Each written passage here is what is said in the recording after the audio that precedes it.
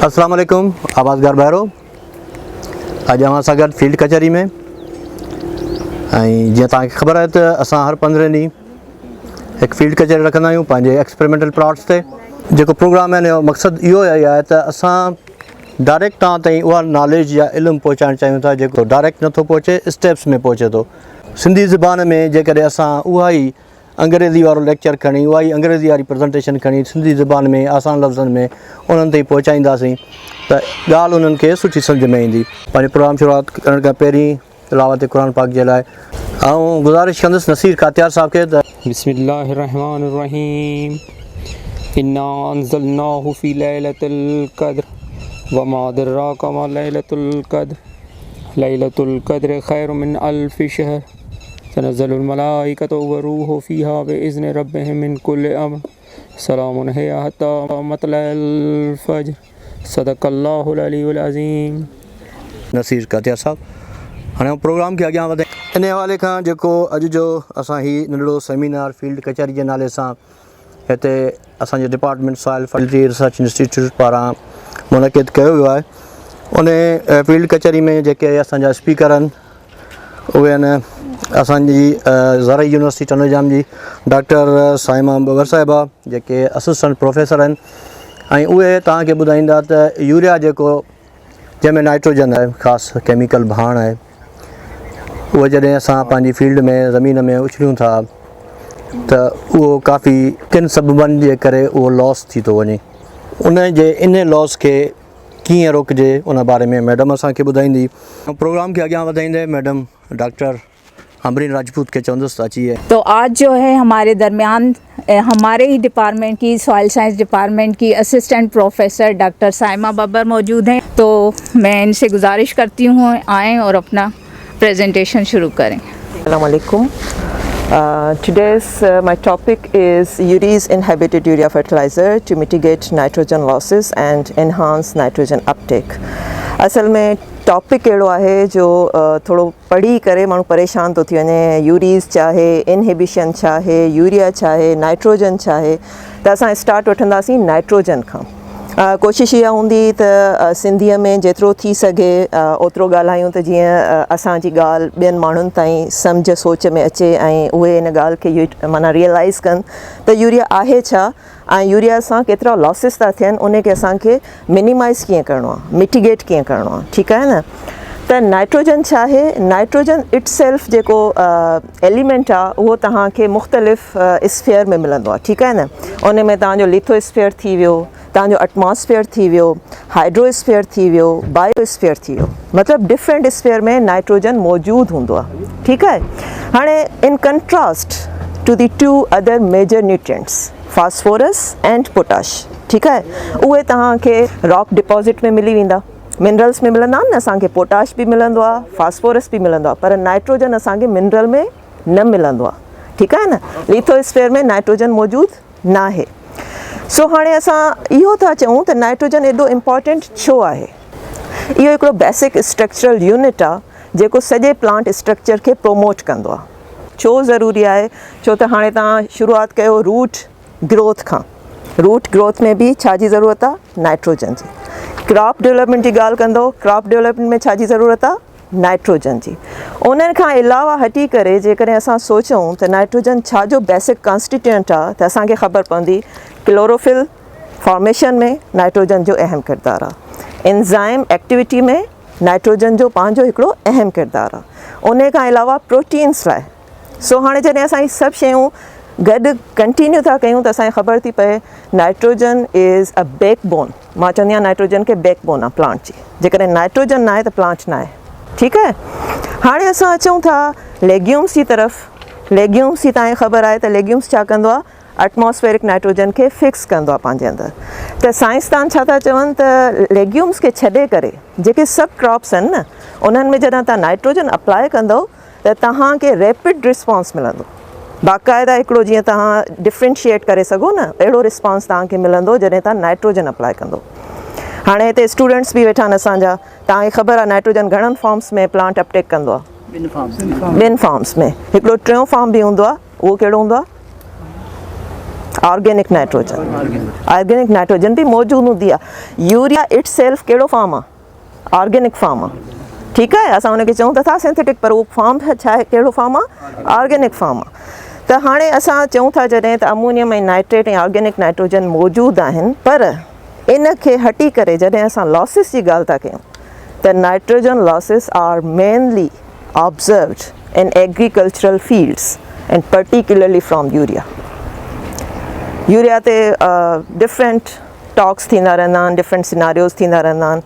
असां छा सोचींदा आहियूं त हिकिड़ो त सभिनी खां वधीक स्ट्रेट फर्टिलाइज़र आहे ऐं मैक्सिमम क्वांटिटी नाइट्रोजन जी यूरिया में मौजूदु आहे। ॿियो को बि फर्टिलाइज़र तव्हांखे 46% नाइट्रोजन न ॾींदो, पर यूरिया ॾींदो। पर गॾोगॾु इहो बि त ॾिसो त 70% लॉस थो थिए एटमॉस्फेयर जी तरफ़। तव्हां जेको अप्लाई था कयो ॿनिनि में 100% यूरिया अप्लाई कयो, तव्हांखे सिर्फ़ु 30% मिलियो, 70% लॉसिस आहिनि ऐं इहे रिपोर्टेड आहिनि। इहे सिर्फ़ु थियोरिटिकल ॻाल्हि न पिया कयूं, अथेंटिक ॻाल्हि पिया कयूं। एविडेंसिस खे रखे करे मुख़्तलिफ़ डेकेड में मुख़्तलिफ़ नाइट्रोजन लॉसिस कैलकुलेट करे करे असांखे इहा ख़बर पई आहे त 70% urea is lost to the atmosphere. हाणे इन सां असांखे इहा ॻाल्हि साबित थी त भई यूरिया सिर्फ़ु लॉस त नथो थिए, पर नाइट्रोजन यूज़ एफिशिएंसी बि घटिजे थी। नाइट्रोजन यूज़ एफिशिएंसी घटिजे थी, गॾोगॾु ॿियो छा थो घटिजे? यील्ड, क्रॉप जी यील्ड घटिजे थी। टियों मेन कंपोनेंट कहिड़ो आहे? एटमॉस्फेयर। अॼुकल्ह ही सॼी दुनिया ॻाल्हाए थी न ग्रीन हाउस गैस एमिशन ते। छा आहे green house gas emission? Different gases आहिनि न, मीथेन थी वई, नाइट्रस ऑक्साइड थी वई, नाइट्रेट थी वई, अमोनिया थी वई। ठीकु आहे, ammonia volatilisation is a persuasive loss from urea. Leaching, denitrification, इहे सभु लॉसिस आहिनि जेके सिर्फ़ु नाइट्रोजन जा लॉसिस असां काउंट पिया कयूं। ठीकु आहे, त हाणे असां इहो था सोचूं त how we can overcome on these losses. Why we have observed much loss from commercial urea. हाणे असां हिन खे कमर्शियल यूरिया बि चऊं था, असां हिन खे कॾहिं कन्वेंशनल यूरिया बि चऊं था, असां साइंस में हिन खे कॾहिं कॾहिं डायरेक्ट एप्लीकेशन ऑफ यूरिया चऊं था। पहिरीं ॻाल्हि त असांजी फार्मिंग कम्यूनिटी छा सोचींदी आहे त बाबा जेका शइ अवेलेबल आहे न, बसि थोक जी मिक़दार सां अप्लाई कंदा रहो। अॻ में सस्तो बि हो, हाणे थोरो महांगो थियो आहे, थोरो अकल आई अथनि त थोरो सोचे सम्झे इस्तेमालु करिणो आहे। हाणे हिन में 2 फॉर्म्स हूंदा आहिनि, हिकिड़ो प्रिल्ड, हिकिड़ो ग्रेन्यूलर। प्रिल्ड थोरो सस्तो आहे, तक़रीबन मुंहिंजे ख़्याल में हाणे 2400 थी वियो आहे ऐं साईं वधीक ॿुधाईंदा। ग्रेन्यूलर हाणे तक़रीबन 3400 थी वियो आहे। त ग्रेन्यूलर ई उहो पाण ग्रेन्यूलर फॉर्म, उन मां बि अमोनिया वोल्टिलाइजेशन लॉसिस जा एविडेंसिस मिलिया आहिनि असांखे। असां जीअं पाकिस्तानी क़ौम सोचींदी आहे हर बीमारीअ जो इलाजु पेनाडॉल आहे, ईअं फर्टिलिटी जो इलाजु यूरिया आहे, ईअं न आहे। ठीकु आहे, urea it self is not a solution, nitrogen use efficiency is a solution.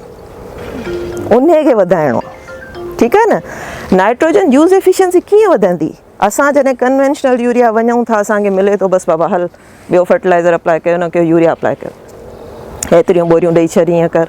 उन खां पोइ माना वापसीअ में फॉलोअप वठिणो ई न आहे त असां जेतिरो अप्लाई कयो ओतिरी असांखे मिली बि नाइट्रोजन, या जस्ट असां पैसा पंहिंजा ज़ाया कयासीं। ठीकु आहे, उहो शयुनि खे असांखे कंट्रोल करिणो आहे। त इन ते असां मुख़्तलिफ़ जेके आहिनि एक्सपेरिमेंट्स बि कंदा रहिया आहियूं, मुख़्तलिफ़ साइंस बि थींदी रही आहे। कुझु साइंसदाननि हिन खे कंट्रोल रिलीज़ फर्टिलाइज़र जो नालो ॾिनो आहे, कुझु साइंसदाननि हिन खे कोटेड यूरिया जो नालो ॾिनो आहे, कुझु साइंसदाननि जेके आहिनि से इनहेबिटेड यूरिया जो नालो ॾिनो आहे। त असां जेको आहे इनहेबिशन ते ॻाल्हाईंदासीं। इनहेबिशन छाजी करणी आहे? असल ॻाल्हि इहा आहे, छाजी इनहेबिशन करणी आहे? यूरीज़ एक्टिविटी जी। ठीकु आहे, अच्छा जॾहिं यूरिया अप्लाई था कयूं त छा जो फॉर्म थो अचे? अमोनियम जो। ठीकु आहे, अमोनियम खां पोइ जॾहिं तव्हांजी pH सॉइल में 7 खां अबव आहे त यूरीज़ एक्टिविटी एक्सीलरेट हूंदी आहे। कॾहिं जॾहिं कमर्शियल यूरिया था अप्लाई कयो, यूरीज़ एक्टिविटी इनहांस हूंदी, इंक्रीज़ हूंदी, हाइड्रोलिसिस रेट जेको आहे सो इंक्रीज़ हूंदो, त पोइ तव्हांजी अमोनिया वोल्टिलाइजेशन जा जेके चांसिस आहिनि उहे 50% मोर आहिनि as compare to coated urea and commercial urea. And this is already proven and of course it is already published in well reputed journals. ठीक है, हाणे मां हिकिड़ी तव्हांखे नंढड़ी मुझे मार्कर मिल सकती है, तव्हांखे हिकिड़ी equation ॾेखारींदमि the urea, how urea can react in the soil when we apply. ठीक है, हाइड्रोजन ऐं वाटर मॉलिक्यूल हिन प्रोसेस के छा चवंदा आहियूं, हाइड्रोलिसिस. ठीक आहे, ही प्रोसेस छा आहे, हाइड्रोलिसिस. एंड प्रोडक्ट छा ठहंदी, अमोनियम प्लस बाइकार्बोनेट. ठीक आहे, अमोनियम प्लस बाइकार्बोनेट छा में थो रिएक्ट करे, जॾहिं pH मोर देन 7 आहे. हाणे हिते यूरीज़ एक्टिविटी इन्वॉल्व थी थिए. हाणे यूरीज़ एक्टिविटी सिर्फ़ु सॉइल जी न हूंदी आहे, यूरीज़ एक्टिविटी प्लांट रेज़िड्यूज़ जी बि हूंदी आहे, माइक्रोब्स जी बि हूंदी आहे. उहा एनहांस कंदी आहे छा के pH खे. pH जेका असांजी ऑलरेडी 7 खां अबव आहे, त पोइ असांजा अमोनिया लॉसिस थियण जा वधीक चांसिस, अमोनिया वोल्टिलाइज़ थियणु शुरू थी वेंदी हिते. ठीकु आहे, हिन रिएक्शन में पोइ कार्बन डाइऑक्साइड अलॻि थी वेंदी ऐं वाटर मॉलिक्यूल्स अलॻि थी वेंदा. तमामु ईज़ी इक्वेशन आहे, सम्झण में बि सवली आहे. रिएक्शन सम्झाइण, छो त असांजा हिते सॉइल साइंटिस्ट वेठा आहिनि, जेके यंग सॉइल साइंटिस्ट आहिनि, उन्हनि खे ख़बर हुअणु खपे त यूरिया कीअं थो रिएक्ट करे असांजी पर्टिकुलर अल्कलाइन सॉइल्स में, ऐं कीअं थी अमोनिया वोल्टिलाइज़ थिए हिन मां. ठीकु आहे न. हाणे जॾहिं अमोनिया वोल्टिलाइज़ थी थिए, सॼो असांजो जेको फोकस आहे हाइड्रोलिसिस रेट ते, यूरीज़ एक्टिविटी ते. असांखे साइंस ॿुधाए थी hydrolysis rate contains only 2 to 6 days. Can you imagine. ठीकु आहे, जस्ट 2 to 6 days. 2 खां 6 ॾींहंनि में इहो हाइड्रोलिसिस जो सॼो अमल मुकमल थी वेंदो. जॾहिं ही हाइड्रोलिसिस जो सॼो अमल 2 खां 6 ॾींहंनि में मुकमल थो थी सघे, इहो असां ओवरऑल बेसिस ते ॻाल्हि था कयूं. हाणे जेकॾहिं ज़मीन जेका आहे मॉइस्ट आहे ऐं एटमॉस्फेयर गरम आहे, वार्म आहे, त जस्ट 2 days, सिर्फ़ु 2 ॾींहं वठंदो आहे यूरिया डिज़ॉल्व थियण में. असांजी रिसर्च जो जेको सॼो महवर आहे न, उहो इहो ई आहे त हिन हाइड्रोलिसिस रेट खे जेतिरो आहिस्ते करे सघूं ओतिरो कयूं. ऐं उन में सिर्फ़ु कोटिंग ई आहे जेको तव्हांखे प्रूव करे थी सघे, तव्हांजी हेल्प आउट करे थी सघे. कीअं कंदा आहियो कोटिंग, मिसाल जे तौर ते ही ग्रेन्यूल आहे यूरिया जो. ठीकु आहे, हिन में नाइट्रोजन मौजूदु आहे, हिन खे मूं कोट करे छॾियो आहे, कोट करे छॾियो आहे, ऐं उन खां पोइ ही सॉइल में वियो आहे. हिन मां नाइट्रोजन स्लोली ठीकु आहे, स्लोली जेका डिज़ॉल्व थींदी, छो त मथां लेयर आहे, तव्हां पाण ॾिठो आहे न कंहिं बि शइ खे. जेकॾहिं कंहिं शइ खे कोट कयो था त उहो रेपिडली जेका आहे न हाइड्रोलाइज़ कोन थींदी, डिज़ॉल्व कोन थींदी, पर आहिस्ते आहिस्ते थींदी. त गरम, असांजो वेदर गरम, असांजूं सॉइल्स अल्कलाइन. ठीकु आहे, असां तक़रीबन प्रिकॉशन बि कोन वठंदा आहियूं, कॾहिं कॾहिं मॉइस्ट सॉइल में बि यूरिया अप्लाई करे छॾींदा आहियूं. ठीकु आहे न. इहे सभु प्रैक्टिसिस तव्हांखे काॾे थियूं खणी वञनि, अमोनिया वोल्टिलाइज़ेशन लॉसिस जी तरफ़ खणी थी वञनि. ठीकु आहे, उन खे ई असांखे मिनिमाइज़ करिणो आहे. तव्हांखे कोटिंग करणी आहे यूरिया खे. हाणे ॻाल्हि कयूं था कोटिंग कीअं कयूं, छा सां कयूं ऐं छो कयूं. कोटिंग कंदो त तव्हांजो जेको ग्रेन्यूल आहे उहो तव्हांजे मॉइस्चर कंटेंट खां बि बची वेंदो. ठीकु आहे, तव्हांजे वार्म वेदर खां बि बची वेंदो, ऐं आराम सां मिटीअ में हल थी टाइम सां सेंक्रोनाइज़ कंदो आहे. मां चवंदी आहियां coated urea synchronise the time. ठीकु आहे, and increase the nitrogen content as well enhance the yield of the crop. Nitrogen चवंदा आहियूं न छाजे लाइ था अप्लाई कयूं, छो त ग्रेन यील्ड ते हुनजो वॾो असरु आहे. तव्हांखे ग्रेन यील्ड घणी खपे न, पोइ तव्हां नाइट्रोजन अप्लाई कयो. हाणे management of urea very difficult task, very difficult, almost impossible, but we have to take care a lot about the management of nitrogenous, all nitrogenous fertilizers, but particularly urea. ठीक है, छो त nitrogen जहिड़ो वरी ॿियो को न्यूट्रिएंट बि कोन्हे जेको डायरेक्ट असांखे ग्रेन यील्ड वधाए ॾे.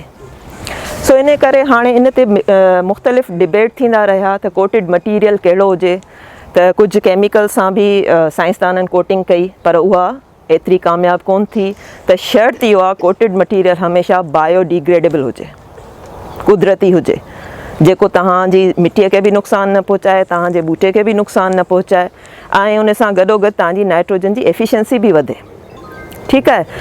पोइ हाणे मां जॾहिं पंहिंजी डॉक्टरेट पई कयां मलेशिया में, त असां वटि हिकिड़ो जेको पाम ऑयल आहे उहो मौजूदु हो, रॉ पाम ऑयल. ठीकु आहे, ऑयल पाम हिकिड़ो प्लांट आहे, उन मां निकिरंदो आहे. ठीकु आहे, त उन खे असां रूट बिल्कुलु हिकिड़ो थिक फॉर्म में असांखे मिलंदो, उन सां असां कोटिंग कंदासीं, पर उन में असां इनहिबिटर कहिड़ा विझंदासीं, ज़िंक ऐं कॉपर।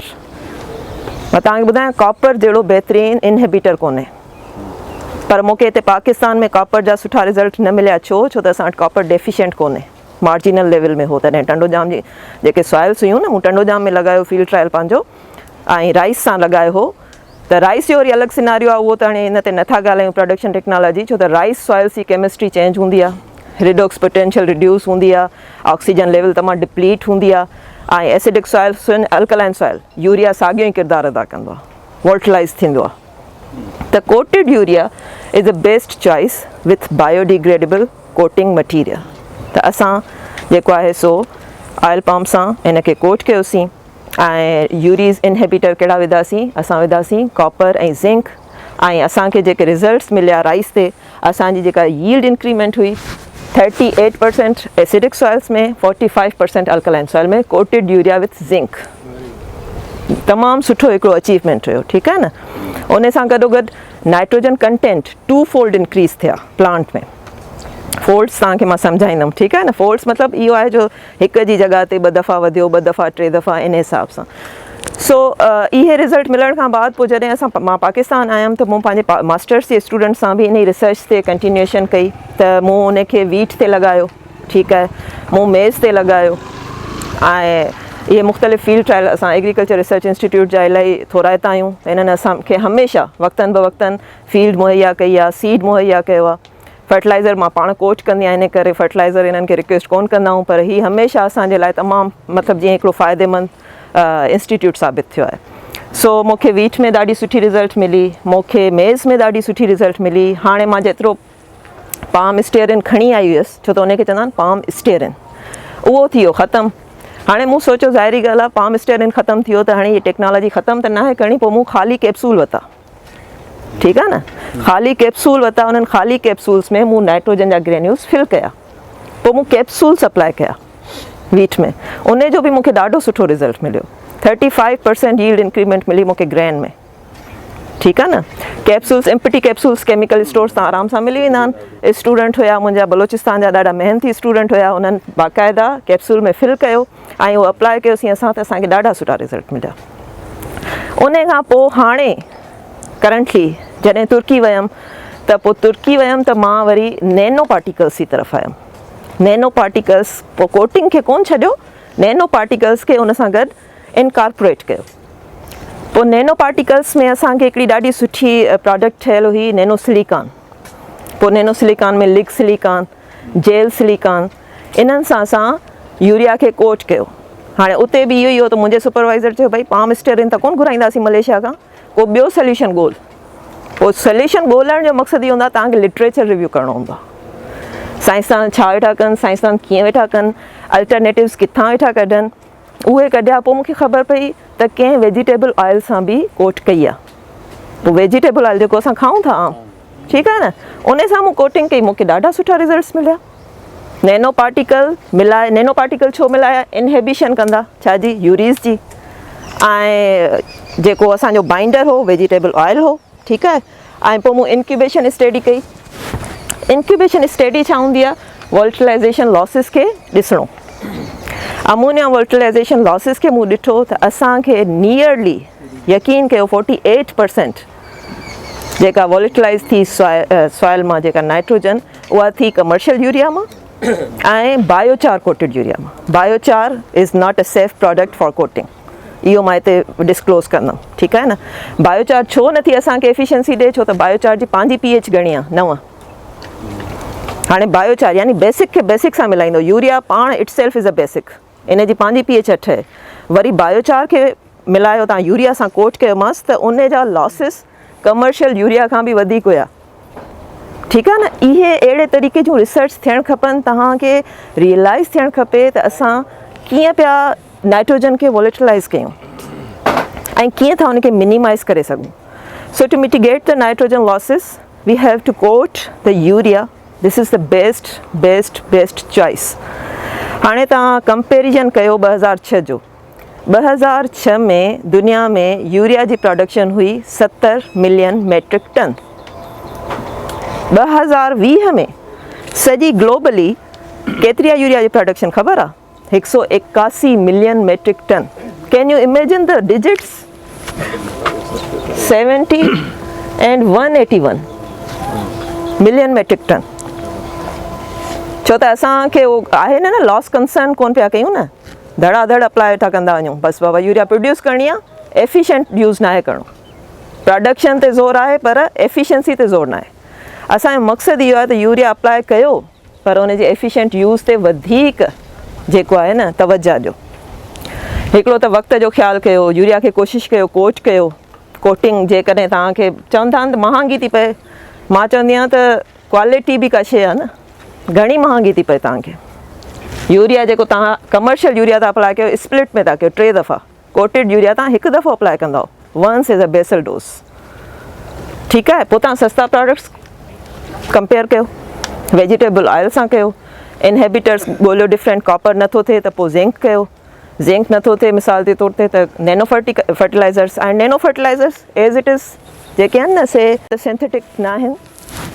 असां जेको ठाहियोसीं न नैनो फर्टिलाइज़र, उहो राइस हस्क मां ठाहियोसीं। Rice husk is a bio product. उनखे हाइड्रोलाइज़ कयोसीं डिफरेंट केमिकल्स सां। उन खां पोइ उनजो एतिरो को ख़र्चु कोन्हे जेतिरी उनजी एफिशिएंसी आहे। ऐं सभिनी खां सुठी ॻाल्हि उनजी इहा आहे त उहो लॉन्ग टर्म्स में तव्हांखे रिज़ल्ट ॾींदो। भले तव्हांखे करंट सीज़न में सुठा रिज़ल्ट न मिलनि पर आफ्टर इफेक्ट्स जेके आहिनि न उनजा, अॼुकल्ह सॼी दुनिया इन ई चकर में त आहे त असांखे फास्फोरस जी एफिशिएंसी बि वधाइणी आहे, नाइट्रोजन जी एफिशिएंसी बि वधाइणी आहे। जॾहिं एफिशिएंसी वधाइण जी ॻाल्हि था कयो न, थोरो सब्र ऐं तहमुल सां आहिस्ते आहिस्ते यील्ड तव्हांखे मिलंदी बिल्कुलु, पर तव्हांखे रेज़िड्यूज़ जेको रेज़िडुअल इफेक्ट्स ॾिसणा हूंदा आहिनि न, उहे तव्हांखे नेचुरल प्रोडक्ट्स मां ई मिलंदा। सो इन खे कंट्रोल करिणो हूंदो आहे। त हाणे असां प्रोडक्शन जी बि ॻाल्हि कईसीं। हलो असां मञूं था पाकिस्तान में तक़रीबन 6 मिलियन टन यूरिया यूज़ थो थिए, 6 मिलियन टन 2020 जी डिजिट जे हिसाब सां। पर उन 6 मिलियन खे बि विदाउट एनी कंसर्न असां अप्लाई था कयूं सॉइल में, without any loss concern. Losses छा आहिनि, उन्हनि खे कीअं मिटिगेट कजे। So I just wanted to focus on coating because the coating can provide a layer which can inhibit the urea hydrolysis rate. ठीक है, and according to the time it can be dissolved, according to the need of the plant it can be dissolved. The plant can utilize its efficiency as well.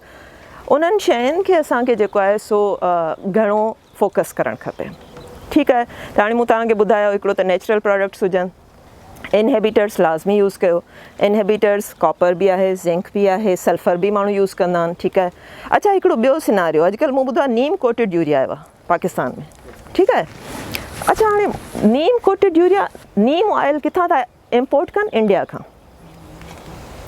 सही आहे, नीम oil हिते पाण वटि को मिले कोन थो उन शेप में जंहिंमें हू कोट कनि। नीम ऑयल जेको उहो इंडिया खां था इम्पोर्ट कयो, तव्हां पंहिंजी जेके पंहिंजूं मौजूदा शयूं आहिनि न, छो त मां जिते बि प्रेज़ेंटेशन ॾींदी आहियां मूंखे चवंदा आहिनि माण्हू बाबा इन जी क़ीमत घणी आहे, जेको फर्टिलाइज़र ॿुधायो वेठा तव्हां इन जी क़ीमत घणी आहे, असांखे फ़ाइदो घणो आहे।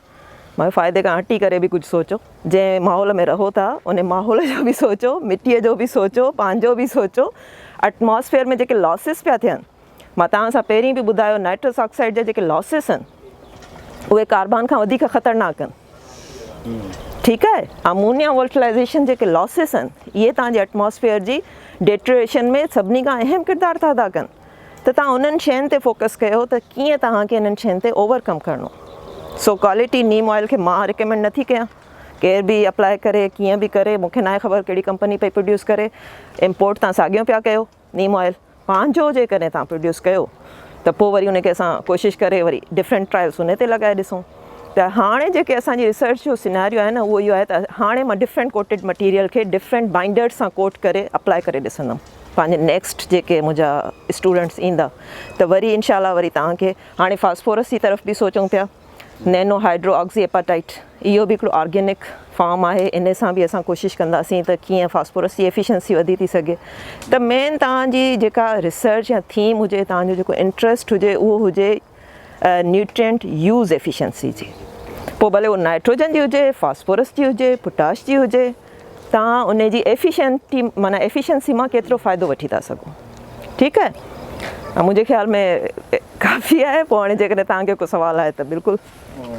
लास्ट में जो डॉक्टर हफीजुल्ला बबर साहब वो आएंगे, आपको कंक्लूडिंग रिमार्क्स देंगे। सब खां पहिरियां मां डॉक्टर साइमा जो ऐं ख़ालिद अंसारी साहब जो ऐं साईं ज़फ़र खुखर साहब जो उन सां गॾु गॾु तव्हां सभिनी जो शुक्रिया अदा कंदुसि त हे जेको सिलसिलो असां फील्ड कचहरी जो जेको आयो आहे इन सीज़न जो ही आख़िरी असांजो सेशन हो ऐं इनशाला वरी जॾहिं असांजो ॿी सीज़न शुरू थींदी त पोइ वरी उन में बि असां फील्ड कचहरी जो प्रोग्राम शुरू कंदासीं।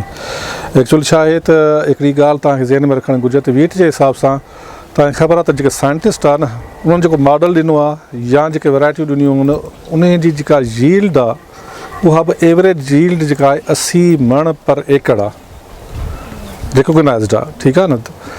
त वरी जेको प्रोग्रेसिव ग्रोवर आहे उहो जेको यील्ड ॾिए थो उहो 60 खां 70 थो ॾिए। वरी असां अचूं फार्मर्स जेका आहे उहो 30 खां 40 ताईं एवरेज असांखे ॾिए थो। हाणे तव्हां अंदाज़ो करे सघो था त गैप केॾो आहे एक्चुअली। ॼण वरी इन गैप जो बि एवरेज कढूं त 40 मणनि जो माना गैप आहे। हाणे इहे 40 मणनि जो गैप जेको आहे इहो तव्हां जेके असां एग्रीकल्चर ग्रेजुएट आहियूं या असां जेके स्पेशली मुख़्तलिफ़ लाइननि सां तालुक़ु था रखूं, इहो गैप जेको आहे साइंटिस्ट तव्हांखे माना हिकिड़ी शइ ॾेई छॾी, बाबा हे हिन तरीक़े सां हिन मेथोडोलॉजी सां हिन फर्टिलाइज़र सां या हिन हार्वेस्ट पोस्ट हार्वेस्ट मैनेजमेंट सां तव्हां 80 मण लही सघो था। पर हाणे मसइलो किथे आहे? मसइलो इहो आहे प्रोग्रेस ग्रोवर वटि बि कोन्हे, मसइलो उते आहे जिते माना ही मैसेज असांजो नथो पहुचे। त असां ही टूल्स ही नंढा नंढा प्रोग्राम करे मतिलबु जेको आहे हर खे ग्रोवर्स खे असां ॿुधाइण था चाहियूं त बाबा जेका बि वैराइटी आहे तव्हांजी सिंध में जेका बि तव्हां वैराइटी पोखियो उन जी की जेको आहे 80 मण तव्हांजो लहणु हक़ु आहे। 80 मण तव्हां जेको आहे सिर्फ़ु जेके साइंसी उसूल आहिनि जेके तव्हांखे ज़रई माहिर ॿुधाए थो या जेको माना सम्झ जेको आहे तजुर्बनि मां साबित थियल आहे त तव्हां उहा यील्ड लही सघो था। त सिर्फ़ु जेको गैप आहे उन्हनि जो असां वटि थी पहुचणी आहे, असांजो माना उन्हनि थी पहुचणु। हाणे इहे गवर्नमेंट जी मिशनरी जा माना जेके आहिनि फॉल्ट आहिनि जो असां होसिताईं नथा पहुची सघूं हू असां ताईं पहुची नथा सघनि। हाणे उन खां गॾु हिकिड़ी शइ आहे त दुनिया में घणियूं टेक्निक्स साइंसिस टेक्नोलॉजीज़ अची वियूं आहिनि। हाणे हिकिड़ी आहे माना पिकनिक पाइदार कुदरती निज़ाम काश्त। तव्हां में केतिरनि दोस्तनि खे ख़बर आहे हीअ टेक्निक हले पई अॼुकल्ह? तव्हां मां केरु ॿुधाए? सुल्तानी टेक्निक तव्हांखे ख़बर आहे कंहिं दोस्त खे? सुल्तानी टेक्निक आहे हिकिड़ी। ठीकु आहे न। त असां वटि माना हिते पाकिस्तान में माना सम्झो जेका शइ थिए पई। हाणे ॾिसो इहे अजीब हिकिड़ी माना अहिड़े क़िस्म जूं टेक्नोलॉजीज़ आहिनि जंहिंमें माना सम्झ जेको आहे तव्हांजो भाण बि घटि इस्तेमालु थिए थो, जंहिंमें तव्हांजो माना जीअं हाणे साईं सवेर ॻाल्हि कई त असां हिकिड़े मुख़्तलिफ़ फर्टिलाइज़र माना रखूं था 80 भई जेको आहे kg ते बि माना सम्झ एक्सपेरिमेंट लॻा आहिनि। ठीकु आहे। हिकिड़ी पासे असां पीक ते बीठा आहियूं ऐं ॿिए नंबर ते 2.5 किलो ते बि एक्सपेरिमेंट लॻा आहिनि। जेको 2.5 किलो वारो एक्सपेरिमेंट आहे जेकर उहा टेक्निक यूज़ थिए थी त उहा 80 मण खे माना 80 kg खे बि मारे थी। इहा टेक्नोलॉजी आहे, इहा शइ आहे। इहो तव्हां जी असांजी ज़िम्मेवारी आहे त हिन नंढनि नंढनि प्रोग्रामनि जे ज़रिए हीअ जेके अॼुकल्ह टूल्स आहिनि इन्हनि जे माना जेका पंहिंजो फेसबुक जे थ्रू माना सम्झ जेको आहे या नंढनि प्रोग्रामनि जे थ्रू असां चाहियूं था त इहा शइ ग्रोथ थी पहुचे। इनशाला को टाइम मिलियो त असां जेको आहे पाइदार कुदरती निज़ाम काश्त ऐं सुल्तानी टेक्निक जेका आहे इहा टोटली माना जेके शयूं आयूं आहिनि इन ते माना जेको आहे कोशिशि कंदासीं त जेको न एक्सपर्ट अची वियो त ठीकु आहे, न त असां मां को बि हिकिड़ो माना इन ते ॾिसणु थो चाहे छो जो इन शइ जी अवेयरनेस अञा ताईं असां वटि बि न पहुती आहे। जेका तव्हां असांखे माना इहा साबित थी करे त असां ताईं बि इहा शइ न पहुती आहे। ॿिए नंबर ते हिकिड़ो वॾे में वॾो फॉल्ट आहे हिकिड़ो असां वटि, जंहिंमें डॉक्टर साइमा साहिबु आहे हिकिड़ो ज़िक्र कयो त असां हिकिड़ो प्रोजेक्ट था ठाहियूं। हाणे इहा शइ माना अॼु न आहे, इहा अॼोकी टेक्निक न आहे। जेकॾहिं इनखे 15-20 साल अॻिते वञूं त माना सम्झो डॉक्टर साहिब खे मां शाबाश ॾींदुसि जो इन टेक्निक खे वरी हिते ज़िंदह कयो अथसि। इहो 15-20 साल माना सम्झ जेको आहे इनखे हिते फज़ूल सम्झियो हुयो, बाबा हिन में ख़र्चु घणो आहे, बाबा हिन में हीअ आहे, बाबा हिन में हे शइ थींदी। पर जॾहिं तव्हां माना सम्झ जेको आहे सस्टेनेबल एग्रीकल्चर जी ॻाल्हि था कयो, जिथे तव्हां क्लाइमेट चेंज जी ॻाल्हि था कयो, जिथे तव्हां स्मार्ट एग्रीकल्चर जी ॻाल्हि था कयो, जिथे तव्हां फूड सिक्योरिटी जी ॻाल्हि था कयो, तव्हांखे इहे शयूं मञणियूं पवंदियूं। उनजो सबबु इहो आहे त मथे माना सम्झ जेको आहे हिकिड़ो अजीब माहौल आहे, उहो ॿिए तरीक़े सां ॾिसे थो। पर असांखे पंहिंजी साइंसी ॻाल्हि जेका आहे, जेका असांजी टेक्निक जेका आहे उहा असांखे उन्हनि ते कीअं सूरत में पहुचाइणी आहे त बाबा जेसि ताईं तव्हां नयूं टेक्नोलॉजियूं सस्ते सुठे ऐं इकनॉमिकल जेके माना आहिनि उन सां रिलेटेड न आणींदो त हीउ मुल्क तरक़ी न करे माना हीअ एग्रीकल्चर तरक़ी न करे सघंदी ऐं उन सां गॾोगॾु माना मुल्क बि तरक़ी न करे सघंदो। तव्हां दोस्तनि सभिनी जी महिरबानी वरी माना सभिनी इंशाल्लाह वरी किथे मुलाक़ात कंदासीं।